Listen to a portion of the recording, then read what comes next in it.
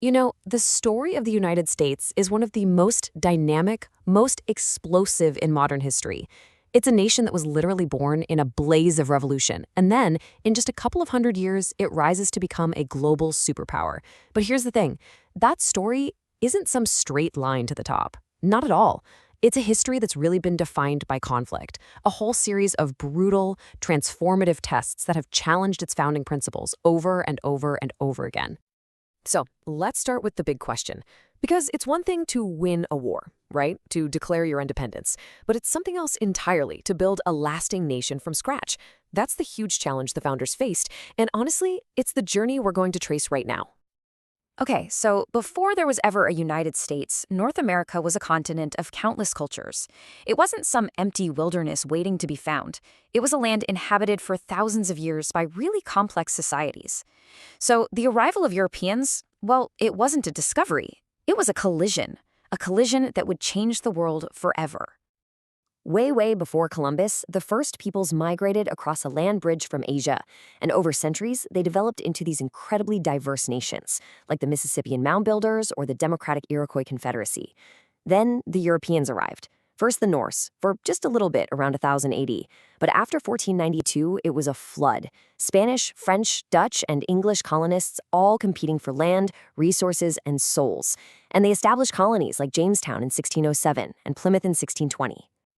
So, how did loyal British subjects turn into full-blown rebels? Well, it pretty much started with money. Britain had just won this massive 7 Years' War against France, but it left them with a colossal debt. To pay for it, they started imposing new taxes on the colonies. The Sugar Act, the Stamp Act. The colonists, of course, protested, shouting, "No taxation without representation." Tensions just kept escalating, leading to things like the Boston Massacre and the Boston Tea Party, until a furious British Parliament imposed direct rule. And boom, the first shots of war were fired.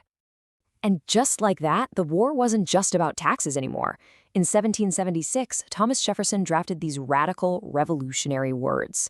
This wasn't just a declaration of independence. It was a blueprint for a whole new kind of nation, one founded on this incredible idea of liberty and universal rights. An idea, though, that would immediately be put to the test.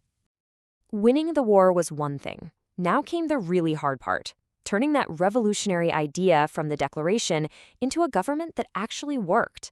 And let me tell you, it was a task that nearly caused the young nation to completely collapse before it even got off the ground. So their first attempt at a government, the Articles of Confederation, was, to put it mildly, a disaster. The central government was so weak it couldn't regulate commerce or even put down rebellions. And this became terrifyingly clear during Shays' Rebellion, when a bunch of frustrated war veterans almost overthrew the Massachusetts government. It was a massive wake-up call. The founders met again and hammered out the Constitution, creating a much stronger federal system that was actually designed to last. And the core genius of that Constitution was its solution to the problem of power. See, to prevent any one person or group from becoming a tyrant, the framers divided authority into three branches. You've got Congress, who makes the laws, the president, who enforces them, and the courts, who interpret them. Each branch has the power to limit or check the others. It was a truly revolutionary design meant to safeguard liberty. And this new nation? It grew. Fast. In 1803, Napoleon needed cash for his wars back in Europe, so he offered to sell the entire Louisiana Territory, this huge expanse stretching all the way from the Mississippi to the Rockies. The price? An absolute bargain. $15 million. With one single purchase, the United States instantly doubled in size, and that fueled this new, continental-sized ambition. But that westward expansion came with a poisonous question. It was one the founders had kind of kicked down the road. As America grew, would these new territories be free, or would they allow slavery? This single question would ultimately tear the nation apart. This was the idea that propelled America westward, manifest destiny. It was this belief that the United States had a divine right, a destiny, to expand from sea to shining sea. And this powerful idea was used to justify some really brutal policies, including the forced removal of Native American tribes on the Trail of Tears, and a war with Mexico in 1846 that ended with the U.S. seizing huge territories in the Southwest. So as the nation is expanding, it's also developing into two completely different societies. The North was building this industrial economy based on free labor, but the South, it remained a deeply agricultural society whose entire economy and way of life depended on the brutal institution of slave labor. These weren't just differences, they were completely incompatible visions for the country's future. The breaking point finally came in 1860 with the election of Abraham Lincoln, who opposed the expansion of slavery. Fearing he would eventually abolish it entirely, Southern states, starting with South Carolina, began to secede from the Union. When Confederate forces fired on the federal Fort Sumter in April 1861, the American Civil War began. The next 80 years would be a period of just unbelievable violence and transformation. The Civil War nearly destroyed the nation, and then 2 world wars would reshape it into the global military and economic giant we know today. The Civil War was, by far, the deadliest conflict in American history. This was a new kind of brutal, industrialized war, fought with things like railroads and repeater rifles. Over 4 years, more than 620,000 soldiers died. Now, to put that in perspective, that's more American casualties than in all other American wars combined. The Union victory did abolish slavery and it preserved the nation, but it came at a cost that is still just hard to comprehend. And in less than 50 years, the U.S. transformed from a regional power into a global one. I mean, it happened so fast. The Spanish-American War in 1898 gave it an overseas empire. Its entry into World War I in 1917 helped tip the balance for the Allies. And, of course, the attack on Pearl Harbor in 1941 plunged it into World War II, a conflict from which it would emerge as one of the world's 2 superpowers.